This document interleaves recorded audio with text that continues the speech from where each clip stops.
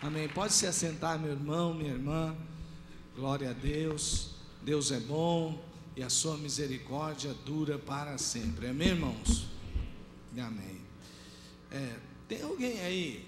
Isso aqui agora nesse horário de culto é um pouco mais difícil, né? No culto de manhã é mais fácil, mas tem alguém aí que está com muita fominha? Dá uma fome assim mesmo de... Você fala assim, ó, estou com fome sim. Levanta a mão. Tem alguém aí?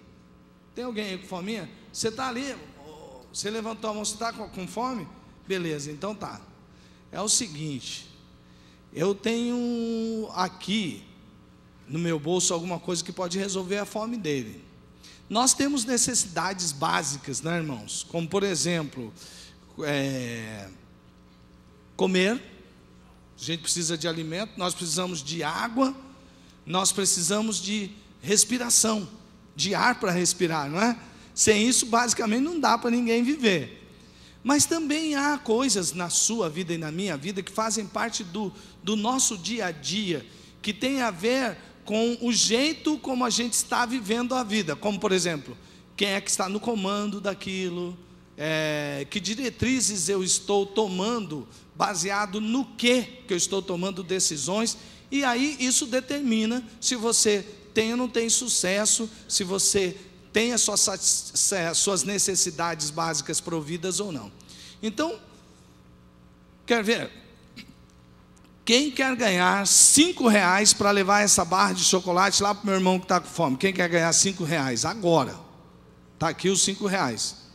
Quem quer ganhar 5? Então vem aqui, meu irmão. Quer ganhar R$5?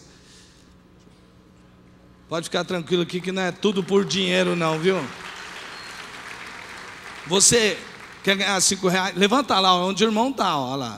R$5 para levar a barra de chocolate para ele. Leva lá. Não, você já quer receber antes de fazer o trabalho? O cara já ia pegando dinheiro antes de fazer o trabalho. Você viu? Levou o irmão lá, ficou satisfeito. Pergunta o nome dele, dá um abraço nele aí, ó. Aí, tá vendo? Pronto. Aí. Um ficou conhecendo o outro. Você já fez o trabalho certinho? Então toma, R$5. Depois você dá de oferta missionária, tá?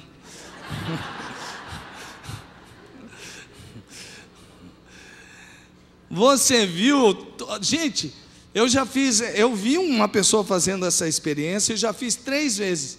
Na pessoa que fez essa experiência, não era nem aqui no Brasil, eu vi isso num vídeo, e as 3 vezes que eu fiz aqui, a pessoa queria receber antes de fazer o trabalho. Você vê como uma questão de recompensa e de como você mexe com essa questão de dinheiro, mexe com você, mexe comigo, mexe com todos nós. E a questão da grana atrapalha muitos casamentos, muitas relações pais e filhos, e a gente às vezes diz assim, esse negócio de dinheiro não devia falar na igreja. E aí você diz, não, isso é secular, você seculariza uma coisa que é espiritual. Quantos creem que a questão de como você trabalha com dinheiro é uma questão espiritual? Levanta a mão. Dá um glória a Deus aí, já que você já está dando. Então, olha só, eu convidei o meu discípulo aqui, tem discipulado aqui na igreja funcionando. Está muito melhor. Aliás, por que a gente não tinha descoberto essa coisa antes, né, pastor Jean? Então... E eu estou aqui conversando com o meu discípulo, então aqui nós vamos fazer o seguinte. Hoje nós vamos conversar como se você tivesse um discípulo, e você, se não tem, vai ter um, e ele começasse a perguntar para você, e você estivesse ministrando sobre a vida dele, e você fosse falar a questão do dinheiro. Então nós vamos aprender hoje com Jesus, porque nós vamos procurar na palavra de Jesus, a questão do discípulo e do dinheiro. Já te cumprimentei hoje, mas você também, um abraço, claro. Pastor Jean, essa questão do discípulo e o dinheiro, né? Nós vamos aprender hoje que se a gente não souber trabalhar com dinheiro, existe um valor. Jesus, quando ele falou sobre isso, ele disse que existem no mundo valores que tentam dominar você, para controlar você. Ele chamou esse conjunto de valores mundanos a respeito de dinheiro e de riquezas de mamon. Mamon. Então, o meu propósito aqui no nosso discipulado, pastor Jean, e da gente fazer isso com todos que estão aqui, quantos discípulos de Jesus nós temos aí? Levante a mão. Olha só quantos discípulos de Jesus. Então, nós somos discípulos de Jesus e nós vamos aprender com Ele. Nosso propósito é que a gente saia dessa reunião dizendo exatamente quem é o Senhor do seu dinheiro, do meu dinheiro, do seu dinheiro. Quem é que manda no meu dinheiro, no seu dinheiro? Quem é que manda no seu dinheiro? Quem é que manda? Quem? É verdade mesmo? Teve gente que já deu uma risadinha. É que nem você, quando você pergunta, você já viu? Você pergunta assim para a pessoa: como é que você vai? Tudo bem? Tudo. Pronto, já responde essa primeira resposta, não é? Agora pergunta de novo: como é que você vai? Tudo bem mesmo? É assim que geralmente a pessoa faz. Com certas perguntas é isso também. Quem é o dono do seu dinheiro? Jesus. É verdade? Então essa questão de quem é o dono nós vamos aprender aqui. E o segundo propósito é que você saia daqui tendo a resposta de qual é o seu manual de finanças. É verdade. Então nós vamos ver se eu consigo aqui abrir um negocinho para o meu discípulo ir lendo os textos. Nós vamos chegar lá, para deixar. Vamos ver, abriu aqui, tá bom. Então agora o pastor Jean, meu amigo, vai ler para nós sobre 3 cadeias de Mamon. Mamon é esse sistema de valor organizado contra Deus no que diz respeito à sua grana, ao seu dinheiro. Então nós vamos aprender que Mamon, ele tem 3 cadeias. A primeira é ganância. Você acha que o mundo de hoje é cheio de ganância? O que você acha, discípulo? Tem muita ganância no mundo? Ó, cheio de ganância. Essa é uma cadeia que existe no mundo de hoje, sim ou não, gente? Queria que vocês participassem aqui com a gente, porque discipulado é assim, é relacional, né? Então, a outra é ansiedade. Pastor Jean, você lida com pessoas. Você percebe que as pessoas estão sofrendo muito com ansiedade? O que você acha? Estão. Pouco ou bastante? Muito. Muito. A maior parte das pessoas com as quais você conversa sofre desse mal ou não? Sofre. Então, gente, isso é uma cadeia forte então para grande parte das pessoas, não é verdade?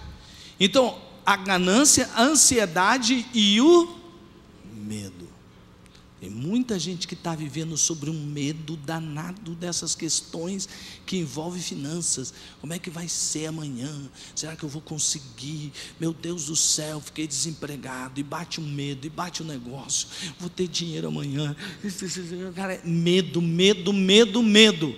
Então agora o pastor Jean vai ler para nós o que Jesus disse com relação ao dinheiro.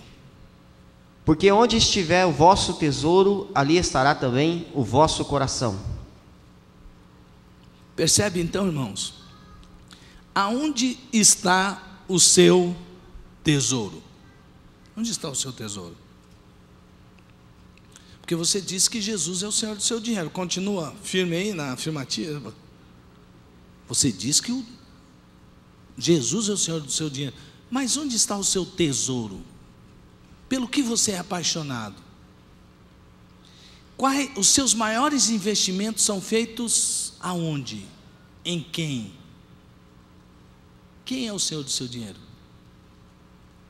Então, Jesus está dizendo: olha, meus discípulos, meus talmidim, eu vou dizer para vocês uma coisa. A maior parte, Jesus estava dizendo isso, a maior parte das pessoas hoje tem o seu tesouro nas coisas dessa terra, mas com vocês não será assim, porque eu quero que vocês sejam livres dessas cadeias que tanto aprisionam as pessoas que vivem nesse mundo. E a primeira cadeia que ele cita é justamente a questão da ganância. A ganância. Aí você pode dizer, quase de bate-pronto, você falar assim: não, mas eu não sou ganancioso. Não é? Vamos ver o que Jesus estava falando que era ganância. Então faz um teste com você aí. Vamos ver se você não sofre um pouquinho de ganância. Tá bom? Então vamos lá, vamos ver. Veja o que diz o texto na Bíblia. Veja lá. Cuidado. Fiquem de sobreaviso contra todo tipo de ganância. A vida de um homem não consiste na quantidade dos seus bens. Dá uma olhada nisso aqui, olha aqui, ó. Sobreaviso, olha lá, pastor Jean. Sobreaviso contra todo tipo de ganância. Quer dizer, ela se apresenta de várias maneiras. Então, porque a vida de um homem não consiste no quê? Na quantidade dos seus bens. Diga uma coisa. Será que nós não nos tratamos uns aos outros tendo em vista a quantidade dos nossos bens? Sim. Não é verdade? Por exemplo, você acha que se uma pessoa sabe que você tem uma certa função, que você tem um certo sucesso financeiro, ele não tem a tendência de falar assim, é bom ser amigo dele, sim ou não? Sim. É isso que Jesus está dizendo. A vida de um homem, o valor de um homem não consiste na quantidade de seus bens. Antes a gente dizia assim, não estou dizendo que isso é errado, gente, porque eu sei que você às vezes, pelo trabalho que você faz, você tem que criar certos relacionamentos, não é? Mas antes a gente chamava isso, quando a gente queria se aproximar mais de pessoas que tinham certo poder e dinheiro, a gente dizia que isso era ser puxar saco, né? Mas agora é network, entendeu? Estou aumentando. Então aí, a gente com essa desculpa, a gente sempre procura, né? Tal pessoa, vamos... Irmãos, agora uma coisa, será que nós não somos envolvidos por algum tipo de ganância? Corre o risco da gente fazer isso aqui dentro da igreja, sim ou não? Sim ou não? Sabe que esse problema não aconteceu só com a nossa igreja aqui? Tiago, quando escreveu lá para a igreja, que estava começando, ele disse assim, por que vocês estão tratando diferente as pessoas que têm anel no dedo? Porque lá naquela época, ter anel no dedo significava que você tinha um status quo, você tinha um poder, uma autoridade grande, e isso significava também dinheiro e posição. Aí o que as pessoas viam? Mas nós não podemos tratar de qualquer jeito, aí o fulano de tal. Aí punha nos melhores lugares. Aí Tiago disse assim, por que vocês estão fazendo acepção de pessoas? Por que vocês estão tratando melhor o que tem dinheiro e o outro que não tem? Se vira aí, senta em qualquer lugar aí. Aqui não está dizendo aquela coisa, às vezes a Bíblia também diz, a quem honra, honra, às vezes você tem uma autoridade, você vai receber de um jeito A, B, C ou D, mas ele não está falando isso, está falando que isso acontecia com naturalidade, simplesmente porque uns tinham mais, outros tinham menos, eles eram divididos como se fossem castas. Isso é um tipo de ganância, amados irmãos. Agora, deixa eu perguntar uma coisa para você. Como você tem escolhido seus amigos?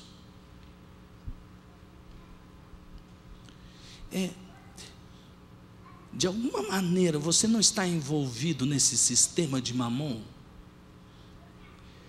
Como você considera que uma pessoa é uma pessoa de sucesso?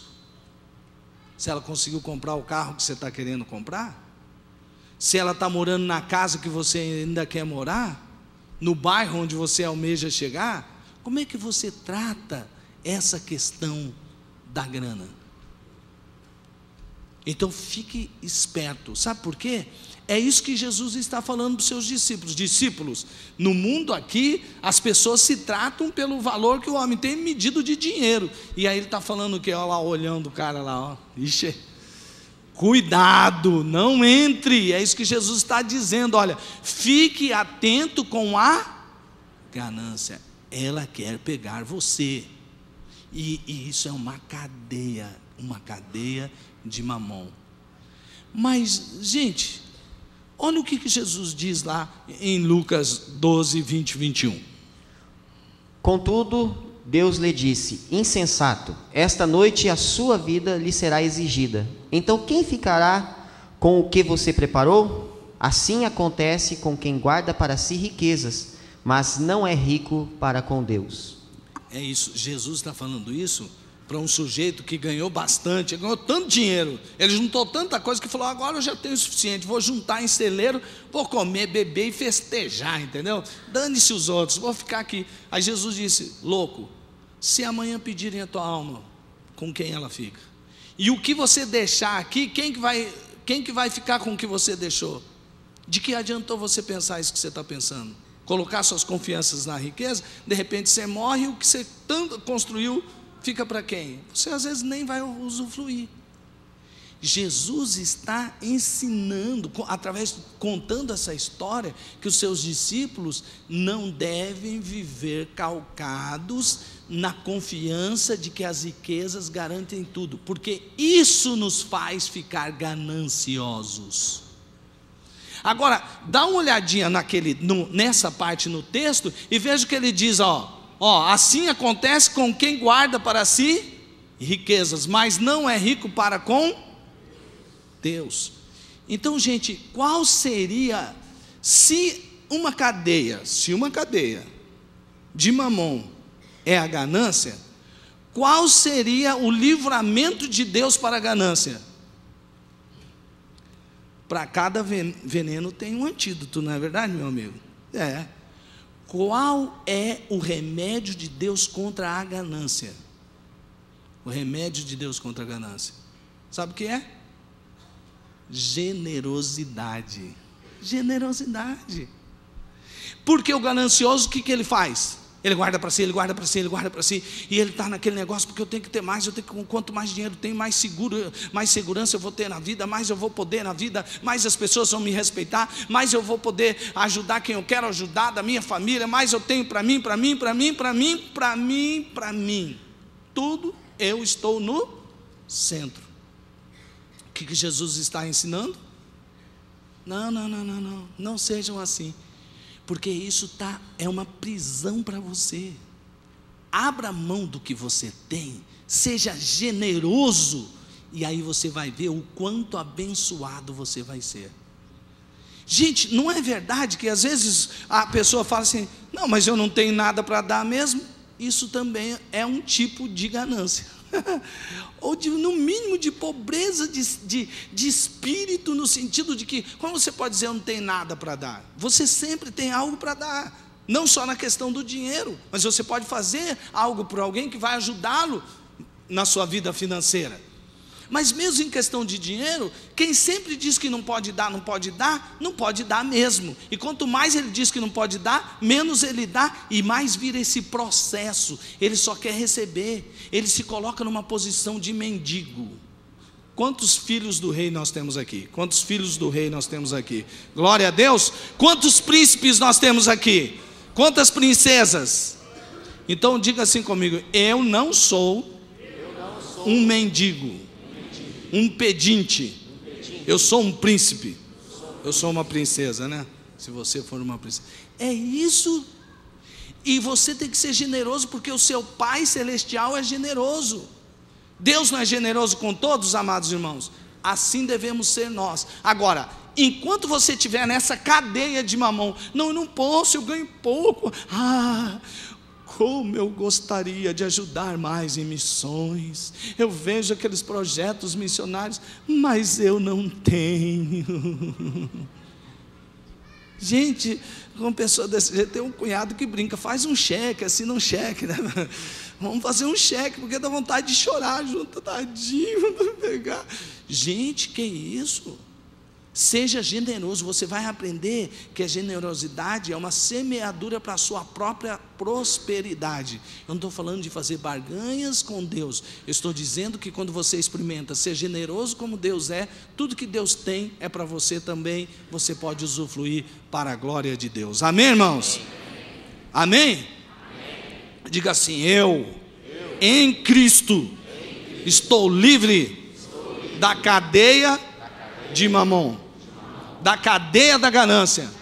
Eu sou livre, eu sou generoso, Porque o meu Pai Celestial é generoso. Amém, irmãos? Glória a Deus, louvado seja o nome do Senhor Jesus. Deus é bom, né, irmãos? Agora, Jesus continua a conversa. E ele diz como ficar rico nos céus. Como que a gente fica rico lá nos céus? Então vai lá. Vendei o que tendes e dai esmolas. Fazei para vós bolsas que não se envelheçam, tesouro nos céus que nunca acabe, aonde não chega ladrão e a traça não rói. Viu? Aqueles discípulos deixaram tudo para seguir Jesus, e Jesus falou: vende o que você tem e dá a esmola. Assim eu construo um tesouro no céu?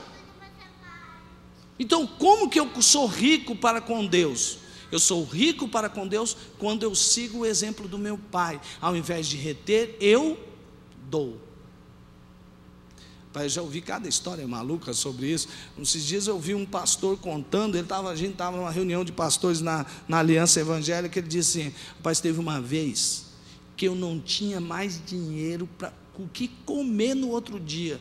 Aí eu estava ouvindo, passei e eu vi um servo de Deus ministrando sobre a oferta. Eu falei assim: eu não tenho, isso aqui que eu tenho é só para hoje. Se eu der, nem para hoje eu vou ter mais. E ele falou assim, e veio uma palavra desafiadora de Deus, e Deus falando sobre generosidade, e aquele homem estava falando sobre a viúva de Sarepta. Ele falou assim: então, se você não sabe nem o que você vai comer, traz o que você tem e Deus vai multiplicar. Rapaz, aquele pastor, você precisava de ver a história que ele contou, a situação que ele estava. Ele pegou o restinho que ele tinha e depositou aos pés do Senhor. Você precisa de ver o que Deus fez na vida dele. O testemunho dele é maravilhoso. Sabe por quê? Não porque ele simplesmente ia fazer troca com Deus, mas ele resolveu crer, dar um passo de fé, um passo de generosidade para com Deus. Eu vou ofertar aqui, isso vai ser uma semente para abençoar outras vidas. E o pastor que estava pregando disse, ele simplesmente não disse assim: ó, dê que você vai, não, ele disse assim: dê um passo de fé, seja generoso como seu Pai Celestial é generoso. E ele foi. E o que ele fez? Vendeu o que tem. O que aqueles discípulos tinham para vender e dar, gente? Se eles viviam um dia de cada vez. Você entende? Aí nós precisamos estar sempre livres de todas essas coisas. Mas a outra cadeia é a cadeia da ansiedade.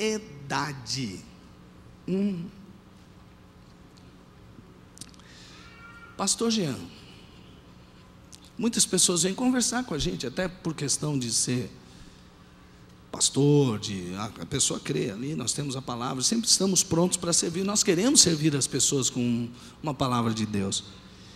E a maior parte das pessoas que eu conheço estão sofrendo com ansiedade. É verdade. Bom, já te contei agora, você não sabia, agora você sabe, né? Porque eu estava te contando que um dos sinais que Deus me dá que eu estou ansioso é a dor na lombar. Eu não sei qual é o sinal que Deus te dá. Você fica com pernas inquietas?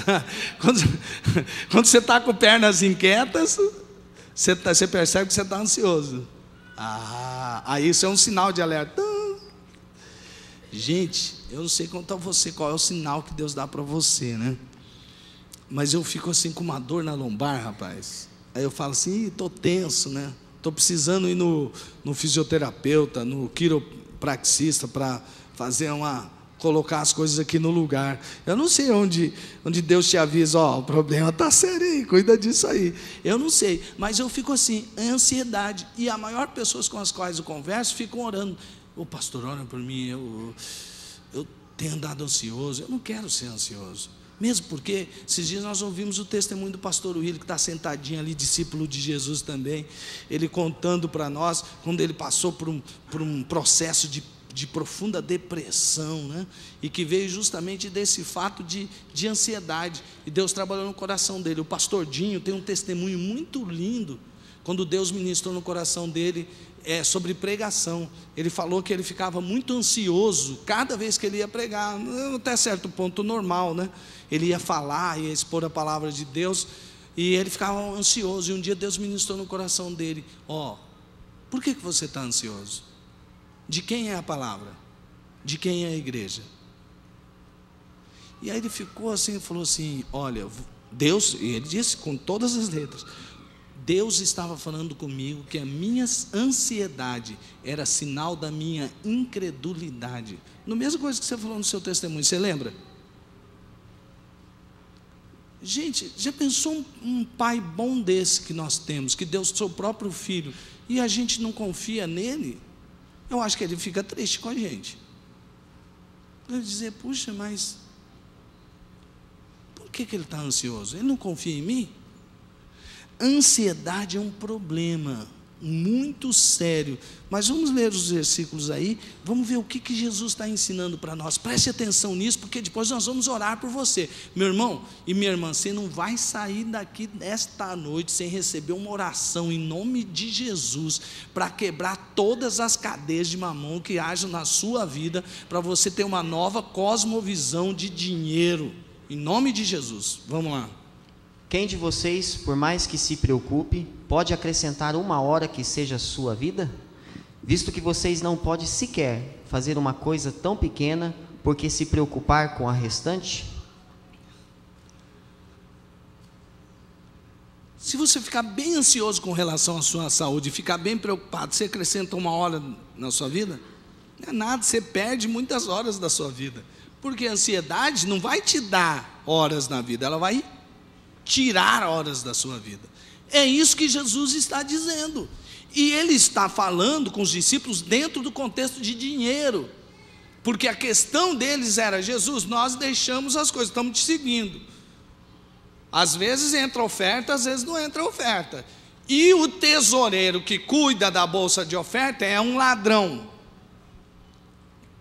e eles estavam preocupados com o quê? Com o que eu vou comer, com o que eu vou vestir, amanhã como é que vai ser? E Jesus então está mostrando para eles o que é mais importante, o que você está vestindo ou a sua vida? O que é mais importante? A sua vida. Então por que a gente vai ficar preocupado com o que a gente vai vestir, se a vida é mais importante? Por que você está ansioso se você sabe que a sua ansiedade vai te corroer e você vai acabar no hospital? Gente, a cadeia de mamon é tão grande que tem muita gente que acha que agora eu tenho independência financeira. Tem até quando? Você é escravo das finanças. Eu e você podemos virar escravos daquilo que nós ajuntamos. E você corre de cima para baixo a maior parte dos seus dias, ansioso, porque você precisa continuar se sustentando, sustentar a sua casa, sustentar o meu negócio. Eu preciso trabalhar bem, eu tenho que cumprir as minhas metas, porque se eu não cumprir as minhas metas, eu vou ser mandado embora, e o patrão fica lá. Eu tenho que sentar o rei nesses meus vendedores, eles têm que vender, porque senão essa empresa vai falir. E aí fica de um lado o patrão estressado, e de outros empregados estressados, e mamon está nadando de braçada mesmo na vida dos crentes.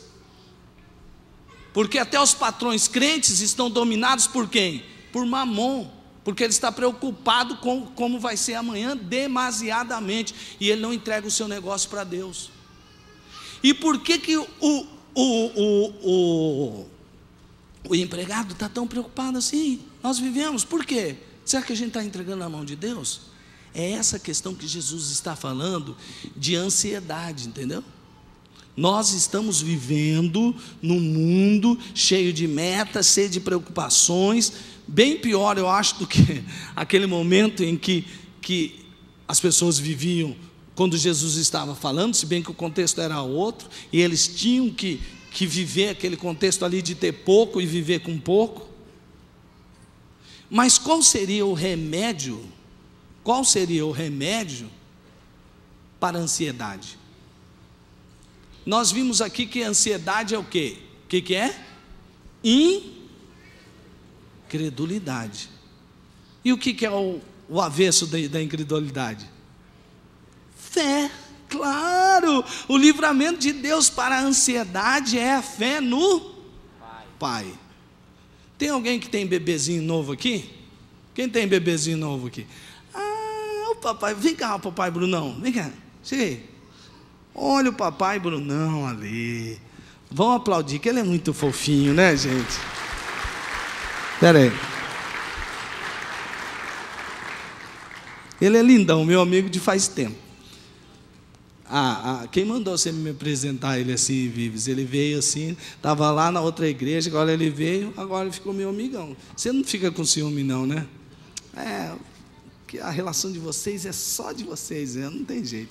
Então, aí, você agora tem neném, certo? Me diga uma coisa com toda sinceridade, você já teve um outro sentimento parecido a esse de ser pai, de ter um nenê? Não, com certeza não. E agora, como é que você entende a sua relação do Pai Celestial com você? Mudou? Com certeza, com certeza. Eu pude entender um pouco da dimensão do amor de Deus quando eu vi meu filho a primeira vez. Foi quando eu vi ele. Eu acho que a mãe tem a oportunidade de ficar com o bebê dentro dela e tal. E ela sente, né? O pai só vê no primeiro momento. E quando eu o vi a primeira vez, eu falei, cara, é parecido com isso que Deus olha para mim. É a mesma forma com que Deus me ama. Né? Claro que numa dimensão muito maior, mas com certeza, quando eu vi ele a primeira vez, mudou o meu conceito com relação ao amor de Deus. Aí, viu? Agora, você imagina, então você vai entender bem o que Jesus disse. Quantos papais e quantas mamães nós temos aqui? Levante a mão. Então você vai entender muito bem como é que é essa relação. Agora, me diga uma coisa. Você está fazendo, fala sério, você está fazendo de tudo para esse filhão ter tudo do bom e do melhor. Fala. Com certeza, eu me empenho, né? Você vai se empenhar ao máximo. E isso nunca, você sempre vai ter isso no seu coração, porque você é um pai bondoso. E você vai querer o melhor para o seu filho, sim ou não? Com certeza. Você vai ver ele passar alguma necessidade e falar assim, não estou nem aí para a sua necessidade? Não. E se o seu filho ficar preocupado assim e tal, mas como que a gente vai? Você não vai se preocupar com ele, procurar acalmá-lo e fazer de tudo para que ele entenda que você está ali para dar aquela ajuda para ele, aquela força, ser um braço forte na vida dele? Com certeza, absorver algo antes de chegar nele e tentar fazer com que ele se desenvolva e cresça de uma forma bem confiante, principalmente confiante em Deus, né? Amém, glória a Deus. Vamos aplaudir esse papaizão bonzão? Obrigado, hein, papai. Agora, o Papai Celestial, Jean, está dizendo para nós assim, ó. Vai lá, lê para nós. Dirigindo-se aos seus discípulos, Jesus acrescentou: portanto, eu lhes digo, não se preocupem com suas próprias vidas quanto ao que comer, nem com seus próprios corpos quanto ao que vestir. A vida é mais importante do que a comida, e o corpo mais importante do que as roupas. Não busquem ansiosamente o que hão de comer ou beber, não se preocupem com isso, pois o mundo pagão é o que corre atrás dessas coisas, mas o Pai sabe que vocês precisam delas. Gente, nós acabamos de ouvir, você é pai de 3 fofuras, né? Coisa linda, né? Pena que você está pondo elas, camisa no Vasco delas, não pega bem camisa do Vasco para ter as coisas lindas daquele, rapaz. Pega bem sim. Não pega, do Flamengo ia ficar mais bonito. Não, do Vasco. Então tá bom. Então, gente, você percebe que o Jean, eu vejo quanto que ele é apaixonado por aquelas meninas. E ele falando para mim assim, porque o Jean é um cara forte. Você precisa ver ele jogando futebol, ele corre, ele é forte, tem um chute forte e tudo. Mas na hora que ele fala com as filhas dele, fica todo. Ele chegou e falou, cara, esse dia eu estava viajando, quase eu chorei, porque minhas filhas me falaram, papai, volta logo, nós estamos com saudade de você. Seu coração se derreteu aquela hora, né? Gente, o que Jesus está dizendo é o seguinte: o mundo pagão é que corre atrás dessas coisas. Gente, fala a verdade, a gente está correndo mais atrás do quê? Se o mundo pagão é que corre atrás das coisas, eu estou parecendo mais um pagão ou um discípulo de Jesus? Agora, quando eu pergunto para você, existem cadeias de mamão na minha e na sua vida, nós não temos que pensar mais sério sobre isso? A maior parte do seu dia a dia você está correndo atrás de quê? É para pensar, para refletir. E olha só, mas ele está dizendo que o Pai sabe que vocês precisam delas. O Papai Celestial sabe de tudo que você precisa antes de você precisar. Agora, se o papai Brunão, aquela coisa linda ali, ó, queridão, quem conhece o Brunão de perto sabe o que eu estou falando, né, William? Aquele cara é um cara precioso. Então, se ele que é assim, agora, o Brunão é perfeito? Claro que não. Mas o nosso Pai Celestial é perfeito, sim ou não? Sim. O que Jesus está dizendo, se o Pai terrestre sabe dar boas coisas aos seus filhos, pelo amor de Deus, né? Ele está dizendo, se o Pai Celeste sabe, quanto mais o nosso Pai Celestial. Então aí a pergunta, a sequência é a seguinte, o que a ansiedade gera? Ansiedade gera medo. Você veste essa camisa? Não, está amarrado, né? Fora, estou fora. Vou orar sempre por você, para você nunca ter medo, você é um cara corajoso.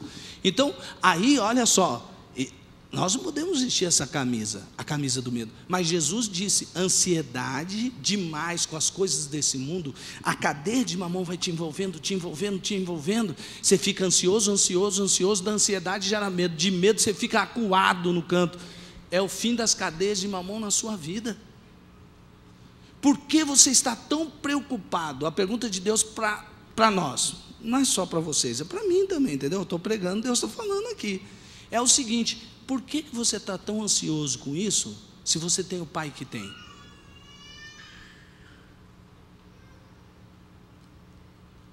Por que você está tão ansiosa com isso, se o teu pai é esse pai que você sabe quem ele é?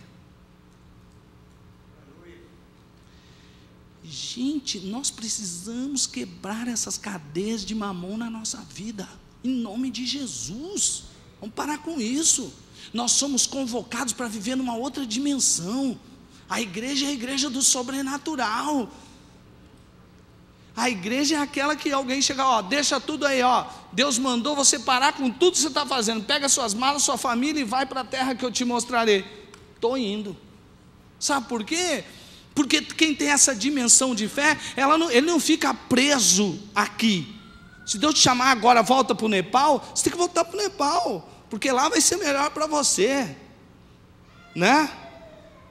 E vai ser melhor para Carol, e para quem vier depois. Você ainda continua com aquela ideia de montar um time de vôlei, feminino e masculino? Você já avisou isso para Carol? Hã? Como? Ah, tá, você vai ter filhos naturais de um time de vôlei e vai adotar a comissão técnica. Você vai fazer parte lá, como chama o projeto? Meninas dos Olhos de Deus, isso? Então pronto, tá aí, Carol. Topa essa, não? Bom, gente, é isso. Agora, gente, se a gente fica com medo, a gente é dominado pelo medo. E você fica preso numa caixinha de fósforo. É isso que Jesus está dizendo. Existe um sistema financeiro, como se fosse uma entidade espiritual maligna, que prende você e domina você. E esse conjunto de coisas vão conduzir na sua vida. Não posso sair daqui porque aqui eu tenho tal coisa. Eu não posso ir para lá porque lá não vai me dar tal coisa. Eu tenho que sair daqui, eu tenho que ir para lá porque aqui eu não tenho o que eu tenho lá. E quem está controlando a sua vida? Quem está controlando a sua vida? Através do medo de não ter sustento, do medo de não ter grana. E a proposta de Jesus para os discípulos era justamente: sejam livres. Sejam livres de tudo. Estava contando para o Jean esses dias que na minha infância, meu pai era motorista de ônibus interestadual, mas numa época em que se pagava pouquíssimo, e a gente morava numa casa muito simples, num bairro aqui em Campo Grande, que hoje é bom, muito bom, mas naquela época era o fim do fim de Campo Grande, Taverópolis, você imagina. Não que eu seja muito velho, entendeu? Não tem nada a ver com isso. É que Campo Grande se desenvolveu rapidamente. Essa foi boa, hein? Toca aí, discípulo. Então, aí a gente foi e teve essa questão de a gente, dos sonhos. Imagina uma criança que passa por várias dificuldades. Não me lembro de a gente ter passado fome, assim, mas eu via meus pais conversando, tipo assim, ó, a gente vai ter que apertar, porque vamos economizar a janta para ter o almoço, entendeu? Mas era bem apertadinho. Que tipo de sonhos você vai ter, se você nascer numa realidade dessa? Você entende como o mamão controla seus sonhos? Hã? Agora, veja o que o Pai Celestial vai lá, e depois eu continuo a história, porque que eu comecei essa história do lar humilde. Mas lê lá para nós, discípulo. Não temais, ó pequeno rebanho, porque a vosso Pai agradou dar-vos o reino. Para aí, para. Não, o que está escrito aqui? Temais. Diga, o que está escrito aqui, não? Temais. Isso significa, não tenham medo. Sim? E, gente, essa história do medo, não daquele medo que você tem, natural, por questão de você não se arriscar demais para perder a vida. Eu não estou falando desse tipo de medo. Eu estou falando do tipo de medo que Jesus está falando aqui, a sua ansiedade que virou medo, e você não entende que o Pai Celestial, o Pai, foi do agrado dele dar a você o reino. Quem é o herdeiro do rei? Quem que é o herdeiro do rei, gente? Nós. Por que nós somos herdeiros do rei? Porque nós somos seus filhos. E quem herda o que o pai tem? E a Bíblia diz que nós somos herdeiros e co-herdeiros em Cristo Jesus. Então, você acha que você é dono de pouca coisa ou muita coisa? Quem é mais rico? Porque é aí que Deus está dizendo, meu irmão. Deus está dizendo assim, nós somos os mais ricos. Isso que Jesus está falando. Se você está juntando tesouro no céu, ó, é muito melhor, porque quem junta tesouro nessa terra vai ficar com tesouro aqui na terra. A gente vai levar alguma coisa quando a gente morrer? Nem a roupa do corpo, porque vai ficar lá no cemitério mesmo, dali a pouco se decompõe e acabou. É isso que Jesus está dizendo. Gente, Deus já deu. Ele está dizendo para o seu discípulo, não se preocupe, não tenha medo. Você sabe quem quer ser o pai? Você sabe quem é seu pai, então por que você está com medo? Veja o que diz esses 2 versículos. Veja.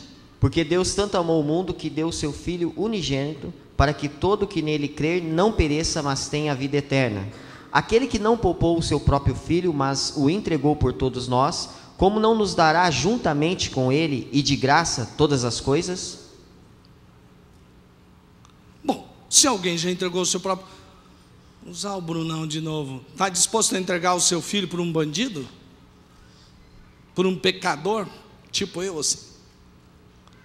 É difícil, hein, Brunão? Fala a verdade. Quem é pai e mãe aqui sabe. Pois é, Deus já entregou o seu próprio filho por você. Se ele já deu o filho. Você já foi dengado por Deus? Você já se sentiu dengado por Deus? Deus já fez dengue? Você falou assim, várias vezes. Quem já sentiu assim, oh, Deus deu até o dengo? Levanta a mão, quem já foi dengado por Deus aí? Oh, glória. Glória a Deus. Gente, uma vez, aí por isso que eu contei aquela história do começo, entendeu? Que tipo de sonho podia ter uma criança como essa aí? Eu fui crescendo assim, sem muitas expectativas financeiras, sabe? Para você ter uma ideia, hoje o que acontece costumeiramente, naquela época era bem difícil. Por exemplo, eu fiz a minha primeira viagem de avião com 22 anos, na minha lua de mel. Foi junto com a princesa Tânia Mara. Já pensou, gente? Primeira viagem de avião ao lado da princesa Tânia Mara. É muito dengo de Deus, né? Além de ele ter, porque o mais importante ali era a companhia, né? O avião era um detalhe. Mas eu casei com uma princesa maravilhosa. No pai não é bom? Aí o que acontece? Eu estou lá viajando e vou. Quando eu desço, gente, Deus abençoou através da vida do irmão. Ele deu lá um pacotezinho que eu fiquei lá na lua de mel. E estava começando o ministério. No final, antes de ser consagrado pastor, muitas vezes eu só tinha o passe de ônibus para fazer evangelismo e para ir para a faculdade teológica. Mas aí Deus deu a graça de ver, e foi a primeira vez que eu vi o mar assim. Sabe, quer ver? Quem já nasceu na frente do mar não sabe o que é isso. Rapaz, você mora no interior, no Pantanal, no interior de Mato Grosso. Vocês que são lá do Rio de Janeiro não sabem o que é isso. Vocês não vão provar isso aí, tá ligado? Então, aí eu fui, gente, eu vi aquela beleza, eu falei, Deus, como o Senhor é maravilhoso, é lindo, aquilo era uma música para mim, né? Pois bem, e teve um tempo que Deus me fez perceber uma coisa muito interessante, por isso que eu queria dizer para você, que o remédio para o seu medo é o amor do papai, porque ele cuida bem de você. Não é só fé, porque a fé, sem fé é impossível amar a Deus, mas é mergulhar nesse amor do papai, vai te livrar de todo o medo, porque o amor nos livra do medo. E aí então chegou uma época em que nós tínhamos uma aliança aqui com uma igreja batista nos Estados Unidos. E aquela igreja propôs que ela pagaria todas as despesas para que a gente estivesse indo para os Estados Unidos, a minha despesa e da Tânia. E você precisa de ver como eu fui tratado lá. Eles entregaram um carrão lá, porque nos Estados Unidos é fácil ter um carrão, né? E eles me deram aquele carro. Teve um irmão que pôs um GPS, falou, você pode ir para onde você quiser, colocou o GPS e falou, olha, pode ficar tranquilo que nós vamos cobrir todas as despesas com combustível, vai. Eu falei, Deus, o Senhor está me dengando demais aqui, hein? E fazia um monte de coisa, e a igreja sempre cuidado. Eles iam lá e davam um cartão, vai no supermercado. Na primeira vez uma pessoa foi ao supermercado com a gente, não, compra isso, compra aquilo, e a gente tinha tudo, falou, ó, comida para vocês, se vocês quiserem comer em casa, o cartão também tem oportunidade, se estiverem fora, comam fora. Eu falei, meu Deus, quanto dengo, né? Me senti o filhinho do papai. Gente, eu chego nos Estados Unidos, frio, mas frio, nunca tinha visto, mas imagine, um bugre pantaneiro do estado de Mato Grosso do Sul, não vai ver o que, nunca ia sentir o frio daí, era frio mesmo. Aí eu queria ver neve. Já pensou? Dava para escrever um livro, se visse neve, né? A história do bugre pantaneiro em Atlanta. Daria um livro. Rapaz, peguei esse carro um dia, pus no GPS um lugar que a gente queria ir, e foi seguindo o GPS. De repente, vai chegando a tantas milhas, aquela coisa toda. Aí vai chegando, chega no lugar. Seja bem-vindo ao seu destino. Eu olho para o destino, é um terreno baldio. Falei, uai, que destino é esse? Seja bem-vindo ao seu destino. Falei, até que nos States o GPS não é perfeito, porque aqui no Brasil é um desastre, né? Mas ele errou. Aí tá bom, a gente para lá e vai. Bom, o que a gente vai fazer? Já está longe mesmo. Pegamos, descemos, aí vimos um mallzinho lá, tá, um shoppingzinho, vamos parar aqui, comer alguma coisa, dar uma passeada, e foi. E aí, frio, muito frio, mas aí o tempo parece que dá uma mudada, ficou esquisito, mas todo mundo dizia assim, ó, não neva há 5 anos, 4 ou 5 anos, não sei, aqui em Atlanta, e teve até um cara que falou, ó, e os prognósticos não são de nevar aqui, hein, não vai nevar não. E tem sempre uns que animam você, não tem aquele irmãozão que te anima? Ele fala, e pode saber, aqui não erra prognóstico, não vai nevar não, tira essa ideia da sua cabeça. Eu falei, obrigado irmão, pela força. Pois bem, A gente está nesse mall, não sabe por que foi parar lá. De repente, uma atendente lá da loja grita. Como é que é neve em inglês, Yuri? Snow. Snow. Eu falei, que negócio é esse de snow? Até então eu conhecia snow daqueles flocos que você come. Chama snowflakes. E eu comia neve e não sabia, cara. Aí tinha o snowflakes. Não. A neve mesmo. Ela saiu e foi saindo. Eu falei, eu também quero ver esse negócio de snow, né? A hora que eu olho para cima assim, nevando. A despeito de todos os prognósticos, eu olhei para o céu e falei, eu estou vendo nevar. Deus falou para mim assim, eu sou o seu papai. Quem controla o tempo é o seu Pai Celestial. Quem faz chover e parar de chover. Quem faz nevar e parar de nevar. Nosso Pai Celestial. Literalmente isso. Eu já vi isso. E muitas vezes começa a chover e você fala, Pai, se Elias orou e ele teve, e o Senhor fez isso, então por que não nós? Senhor, faz parar essa chuva. Eu já vi Deus fazer a chuva parar, começar a pingar e você orar e Deus tirar a chuva. E é esse Pai que controla todas as coisas, que ama você. Então, por que nós estamos preocupados e ansiosos com o dia de amanhã? Se basta a cada dia o seu mal. Se o Pai nos ama do jeito que Ele nos ama, por que é que nós estamos ansiosos e com medo?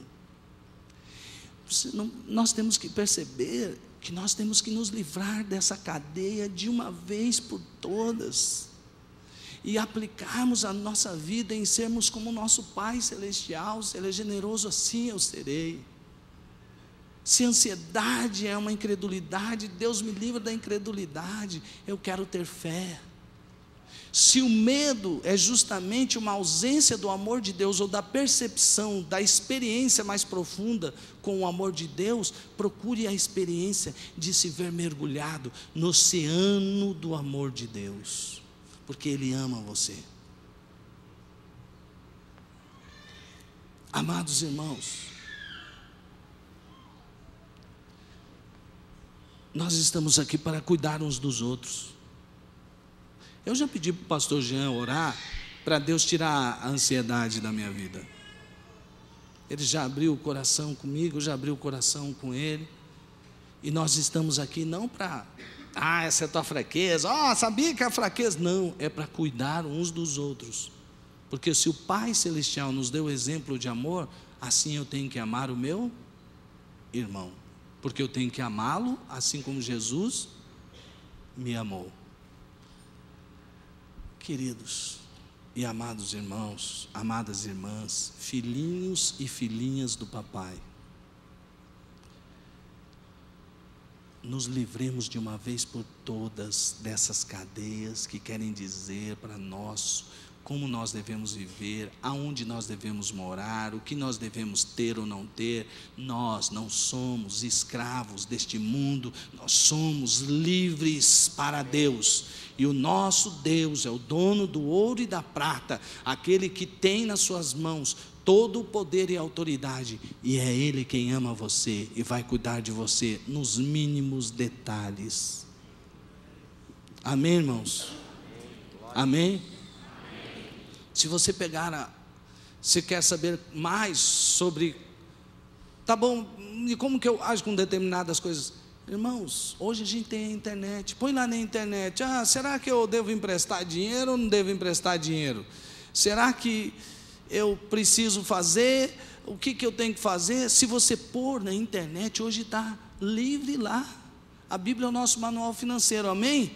Se você procurar sobre o discípulo e o empréstimo ou fiança, escreve lá no Bíblia Online, fiador. Foi isso que eu fiz. Eu não quero aqui dar uma de difícil. Foi isso que eu fiz. E olha lá, por exemplo, cliquei, Jean, quando eu cliquei, o que apareceu? Fiador. Quem serve de fiador certamente sofrerá, mas quem se nega a fazê-lo está seguro. O homem sem juízo, com um aperto de mão, se compromete e se torna fiador do seu próximo. Tá, continuou ainda. Meu filho, se você serviu de fiador do seu próximo, se com um aperto de mãos empenhou-se por um estranho e caiu na armadilha das palavras que você mesmo disse, está prisioneiro do que falou. Então, meu filho, uma vez que você caiu nas mãos do seu próximo, vá, humilhe-se, insista e incomode o seu próximo. Não se entregue ao sono, não procure descansar. Livre-se como a gazela se livra do caçador, como a ave do laço que a pode prender. Está vendo? E o conselho aqui não é simplesmente não seja nunca fiador, mas pense hora de ser fiador. Porque se a pessoa não puder pagar, você pode? Aí vai o seu nome e o nome dele para o buraco. Veja, a palavra de Deus. Se você clicar lá, não, queria saber sobre fazer dívidas. Você põe lá, escreve. Aí saiu, olha só, é a palavra de Deus, ó. Não devam nada a ninguém, a não ser o amor de uns pelos outros, pois aquele que ama seu próximo tem cumprido a lei. Os ímpios tomam emprestado e não devolvem, mas os justos dão com generosidade. Está vendo? Nós não devemos, já aprendemos aqui um dia desses atrás, nós não devemos fugir de quem nos pede emprestado, mas também nós devemos tomar cuidado para não emprestar aquilo que não é nosso, para depois criar briga e confusão. Quem aqui que paga e não empresta e não paga, gente? Ué. Quem aqui que empresta e não paga? Quem? Quem que empresta e não paga?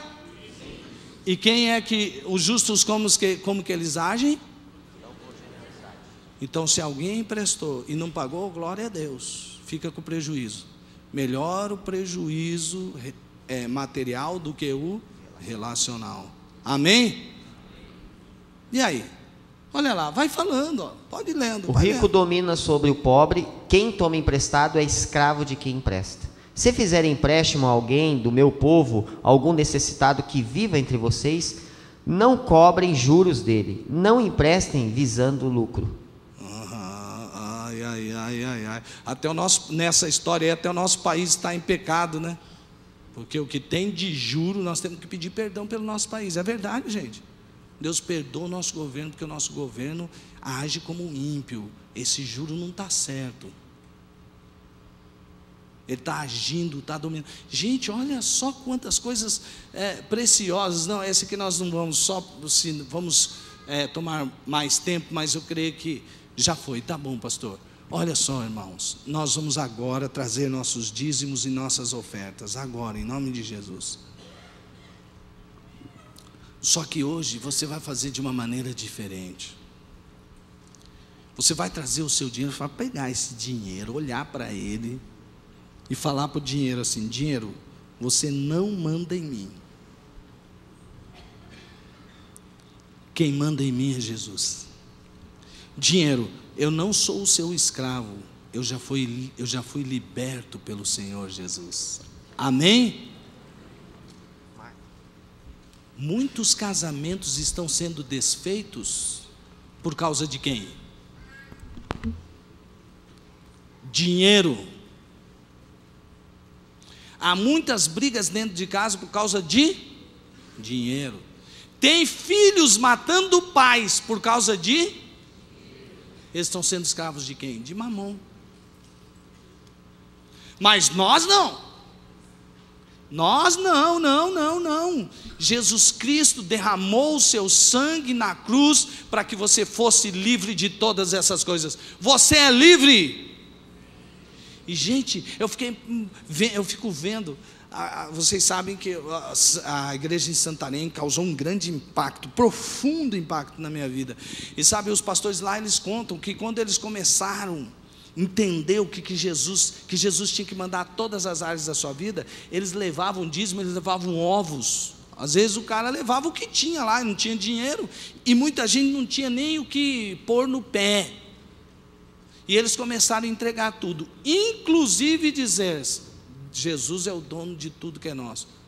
Vai lá em Santarém agora. Vê se tem alguém que entra lá descalço, que alguém não se compadeça e fala, você não vai ficar descalço. Gente, eles prosperaram de tal maneira em todos os sentidos. E Deus, e o pastor Elvis contou o testemunho para nós na reunião, que Deus mudou. Santarém era uma antes da maioria ser cristã, discípulos de Jesus, e agora Santarém é outra cidade. Isso é verdadeiro cristianismo. Discípulos de Jesus mudam a realidade ao redor de si. E Deus quer começar isso dentro da sua própria casa.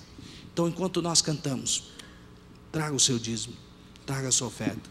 E você vai pôr aqui hoje de maneira diferente. E você vai dizer, Deus, eu estou semeando porque eu sou do reino, o Senhor já me deu o reino. Eu quero fazer essa semeadura no reino, em nome de Jesus, não por troca.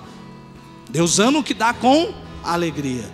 Venha, e você que vai trazendo o seu dízimo e quer receber uma oração com relação à sua vida financeira, pode se ajoelhar aqui. Pastor William vai vir aqui à frente, pastor Jean, todos os pastores, e eles vão orar por você.